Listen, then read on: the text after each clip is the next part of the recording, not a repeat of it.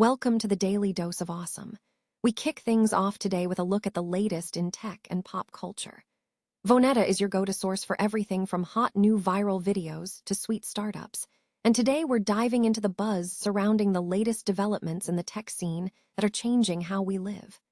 Stick around because we have some seriously interesting updates coming up.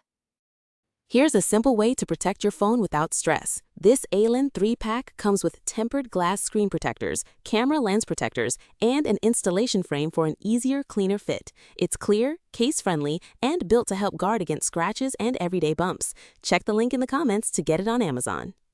Next up, we shift gears completely to the world of legacy and public image. We are looking at the fascinating strategies of women like Deborah Vance and Stevie Nicks, who are actively rewriting their narratives to control how they are remembered. Discover how Deborah Vance is fighting back against a canceled show by staging a massive comeback, and see how Stevie Nicks used a live performance to transform a B-side into a legendary anthem. This is about taking control of your story. Now, let's talk about music history and enduring icons. We are taking a deep dive into the monumental legacy of Michael Jackson. We explore how this artist continues to shape contemporary culture decades later, examining the debates surrounding his music videos, his films, and the lasting impact he had on turning pop into a global language. Get ready to reflect on a legend. And finally, we bring the conversation to a critical point. George Floyd's family is speaking out, criticizing comedian Tony Hinchcliffe over an insensitive joke he made during the roast of Kevin Hart.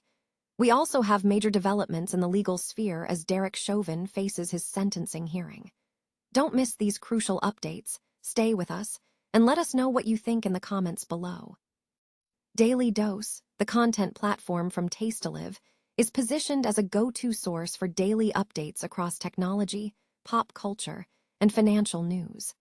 The platform aims to deliver a wide array of content, ranging from viral videos and life-changing apps to emerging startups. Regarding legal and financial disclaimers, Taste-to-Live explicitly states that its content is for informational and educational purposes only and is not intended to constitute trading or investment advice or a recommendation for any security, futures contract, digital asset, or investment strategy.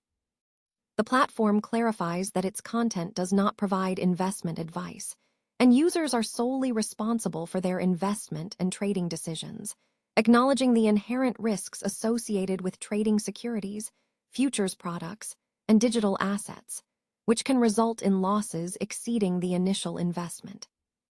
The ecosystem involves several related entities.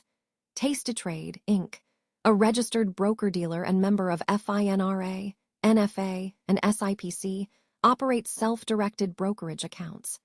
Taste-to-Trade is a wholly owned subsidiary of Taste-to-Live, Inc., and while it provides brokerage services, it explicitly states it does not offer financial or trading advice. Furthermore, Tasteifx, LLC, is a CFTC-registered retail foreign exchange dealer and introducing broker, noting that leveraged trading in foreign currency or off-exchange products carries significant risk. Taste-to-Crypto services are provided by Tasty Software Solutions, LLC, and the platform warns that cryptocurrency trading is not suitable for all investors due to the substantial risks involved. The relationship between Taste-to-Live and Taste-to-Trade is defined by a marketing agreement, where Taste-to-Trade compensates Taste-to-Live for recommending its brokerage services. Both entities operate as separate entities with distinct products and services. The content is produced and provided solely by Taste-to-Live, Inc., and the platform emphasizes that it is not a licensed financial advisor or registered investment advisor. The power to shape one's legacy is a critical theme in modern media, as illustrated by the contrasting narratives surrounding public figures. The recent discussions around celebrity mortality and public perception highlight a strategic shift where accomplished individuals are actively curating how they are remembered, rather than passively accepting external framing. The narrative contrast is stark. In one scenario, Dava Shastri, facing a terminal illness, intentionally sought to control the framing of her death, aiming to see how her professional achievements would be memorialized. However, the press focused instead on sensational gossip, resulting in an obituary headline that highlighted her connection to scandal rather than her philanthropy. Conversely, Deborah Vance, a talk show host, faced a different form of erasure when her career was abruptly halted. Following a mistaken report of her death by TMZ, which framed her as having killed the talk show format, Vance was incensed by the erasure of her work. Despite contractual restrictions, she devised a bold strategy to rewrite the narrative, culminating in a sold-out performance at Madison Square Garden to establish a legacy that could not be spun. This dynamic underscores a broader trend. Older women, particularly those in male-dominated fields, are strategically using their awareness of mortality to make deliberate choices about their public image. This mirrors the concept explored in literature, such as Hamilton's song, "Who lives, who dies, who tells your story?" which posits that legacies are shaped by the choices of those who remain. This proactive curation is not new. Examples abound, from Stevie Nicks' calculated decision to perform a specific song live to reignite interest in a classic album, to Kathy Bates, at 77, embracing a new television role that is redefining her career trajectory. Bates is reportedly embracing this shift, viewing the new role as a chance for redemption, and to be evaluated beyond past accolades. The takeaway for the public is a call to action. Individuals are curators of their own images. By consciously choosing the narratives they wish to leave behind, they can counter prevailing negative or sensationalist reports and ensure their values and ambitions are clearly communicated. The focus is shifting from simply being remembered to actively defining the story. Decades after his ascent, Michael Jackson remains a towering, multifaceted figure in contemporary culture. His impact extends far beyond music.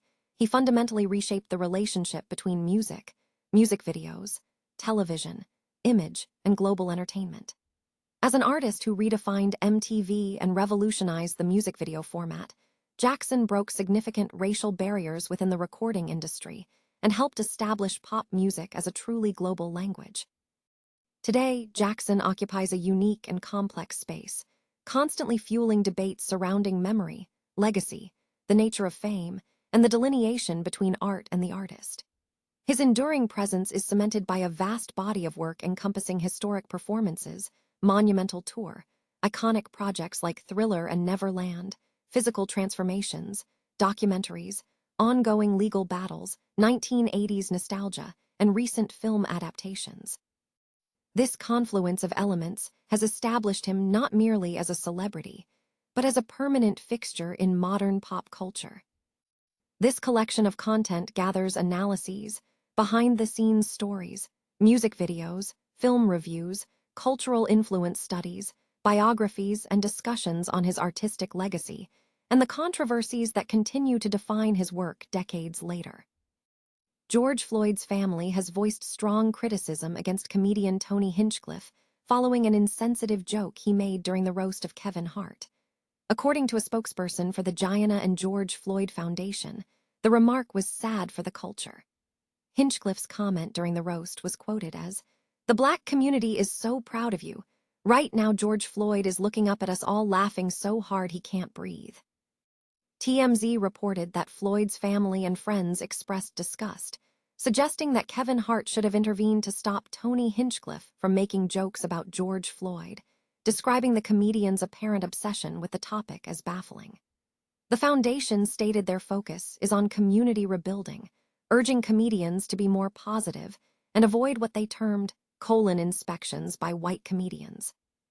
The controversy extends beyond the roast, as Hinchcliffe has faced online backlash for multiple jokes targeting Sheryl Underwood's late husband, and a 2024 comment during the Tom Brady roast comparing Rob Gronkowski to the final boss in the George Floyd video game.